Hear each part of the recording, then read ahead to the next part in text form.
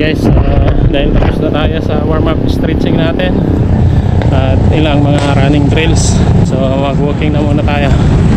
Warm up walk papuntang Dolomite Beach sa may entrance.